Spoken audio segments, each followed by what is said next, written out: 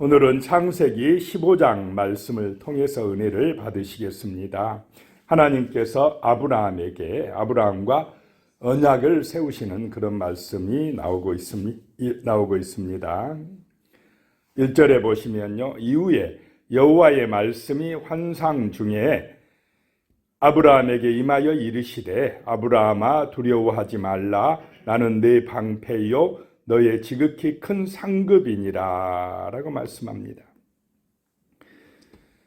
그 아브라함이 롯을 구해온 사건 이후에 그랬습니다.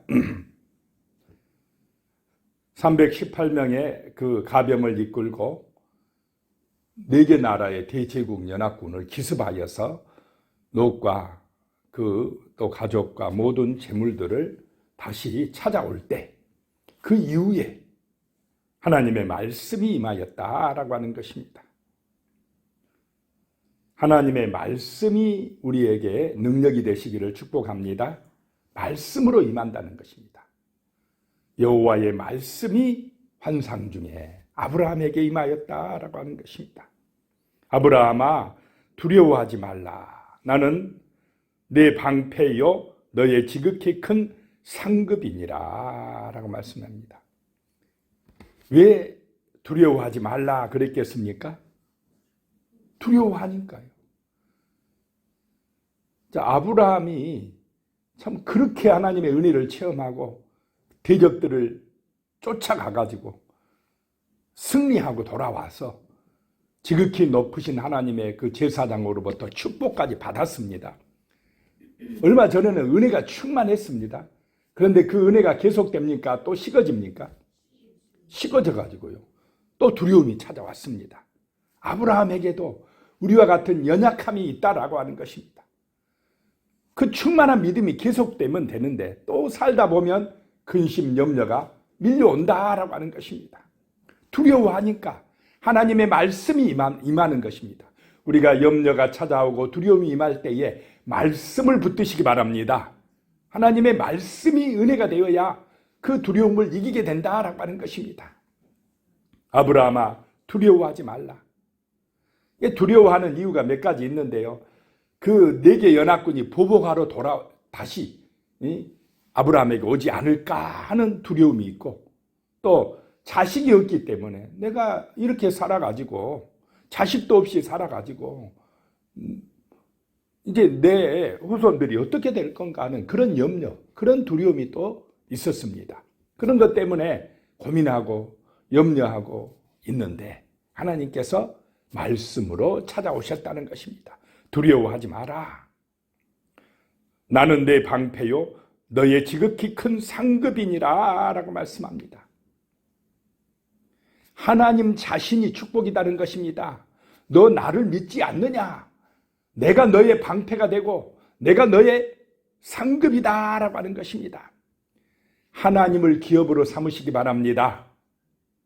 하나님이 재산이 되시기 바랍니다. 하나님이 능력이 되면 그것이 힘이다 라고 하는 것입니다.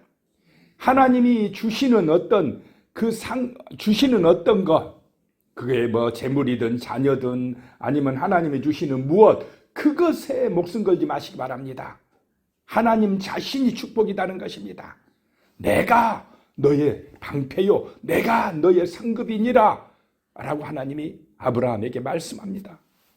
아브라함은 지금 걱정이, 자식이 없어서 내가 이렇게 힘듭니다. 하나님, 나는 돈도 필요 없습니다. 나는 명예도 필요 없습니다. 오직 이제 하나 소원이 있으면 자식입니다. 그것 때문에 내가 힘듭니다 하는 이 아브라함에게 찾아오셔서 내가 너의 방패요 상급이라고 말씀하는 것입니다. 2절에요. 아브라함이 이르되 주 여호와여 무엇을 내게 주시려 하나이까? 나는 자식이 없사오니 나의 상속자는 이 다메섹 사람 엘리에셀이니이다. 자, 아브라함의 가장 큰 걱정은 뭡니까? 지금 나는 자식이 없습니다. 하나님, 내 그것 때문에 마음이 아픕니다. 하나님, 자손을 번창하게 해주신다고 말씀만 해놓고 나의 현실에는 지금 아들이 없는데 이게 무슨 일입니까? 이 마음의 답답함과 절박함으로 하나님께 지금 하소연하고 있는 것입니다. 그러니까 하나님 이제 내 자녀가 없으니까, 아들 못 낳았으니까 내 집에서 길린 누구요? 이 다메섹 사람 엘리에셀을, 내가 믿는 이 종을 나의 상속자로 삼겠습니다 하나님. 이렇게 지금 기도하는 것입니다.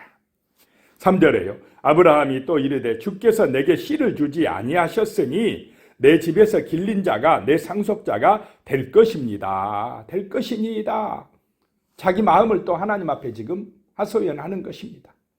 그 분명히 하나님이 주시겠다고 하는 언약을 지금 세월이 지나니까 이제 인간적으로 어떻습니까? 자기 아내가 아이를 낳을 수가 없어지니까 불가능해졌다 이 말입니다. 사라가 이제 아이를 못 낳는다. 인간적인 생각이 이제 드니까 이건 어쩔 수가 없습니다 하나님. 더 이상 우리 형편으로는 이제 아이도 낳을 처지도 못 되고 나이도 많고, 그러니까 여기 이 엘리에셀을 내 상속자로 삼겠습니다 라고 이야기합니다. 그랬더니 4절에요.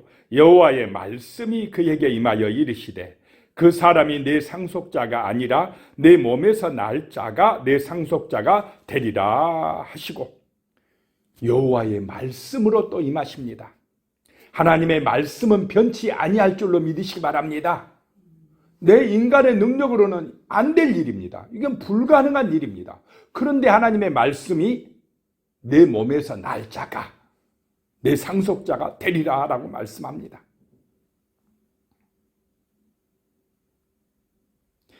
자, 이것을 통해서 우리는 구원은 인간의 어떤 능력으로 되는 것이 아니라 전적인 하나님의 은혜요 하나님의 능력으로 된다라고 하는 사실을 알려주시는 줄로 믿으시기 바랍니다.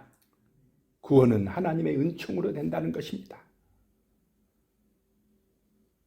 인간의 능력으로 불가능하지만은 하나님께서 이루시겠다는 것입니다. 내 몸에서 날 자가 내 상속자가 되리라 라고 말씀하고 있습니다.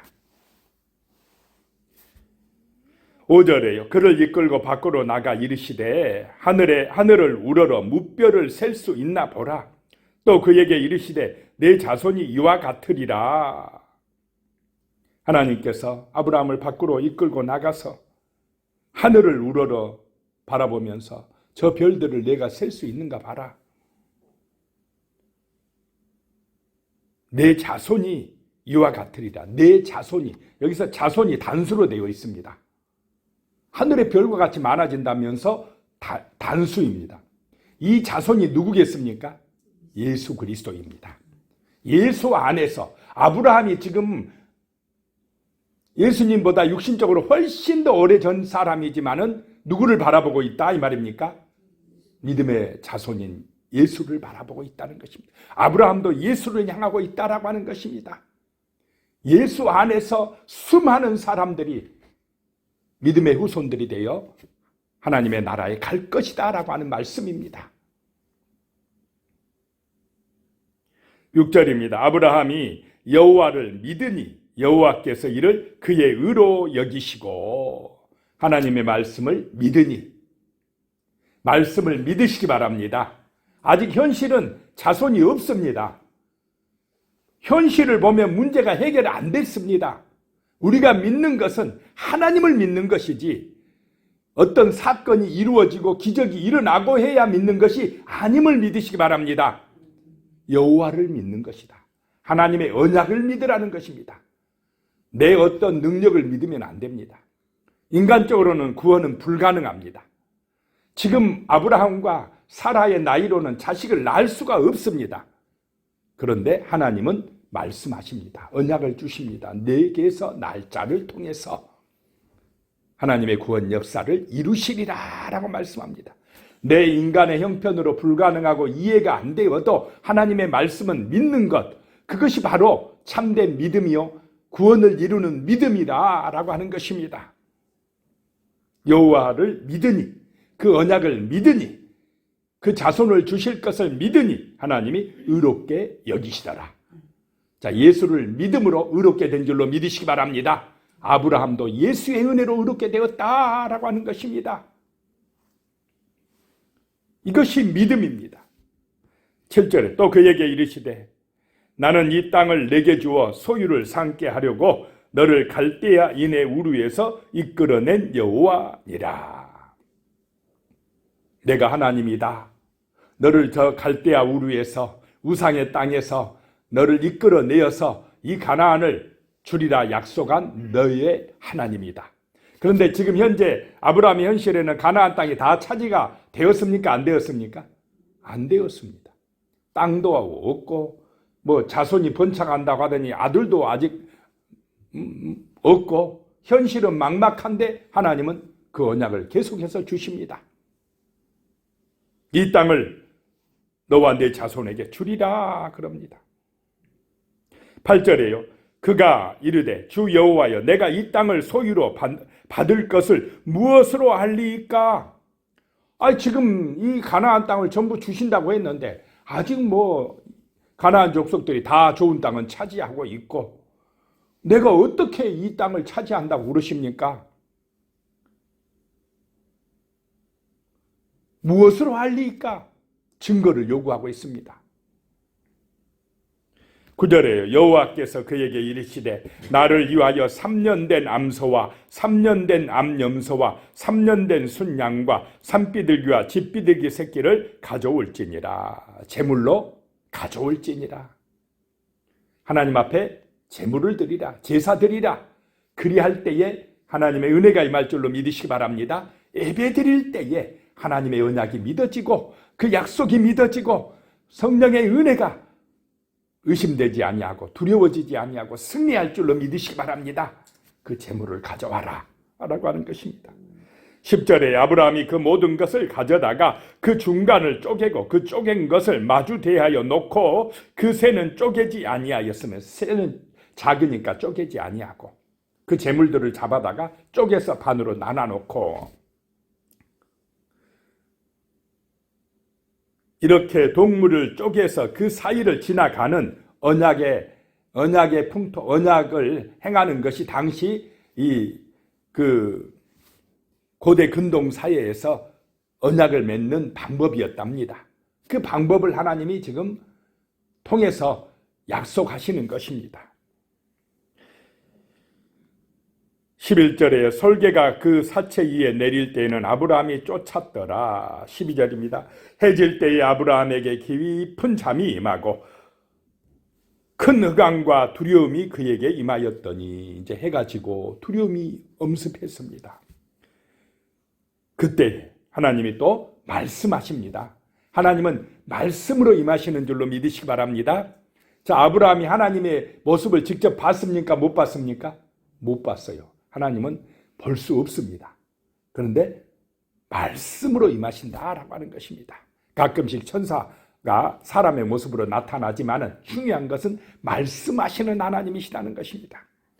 자, 13절 다시 보면요. 여호와께서 아브라함에게 이르시되 너는 반드시 알라. 내 자손이 이방에서 객이 되어 그들을 섬기겠고 그들은 400년 동안 내 자손을 괴롭히리니. 자, 아브라함의 자손이 이방 땅에 가서 그 이방 땅이 어디입니까?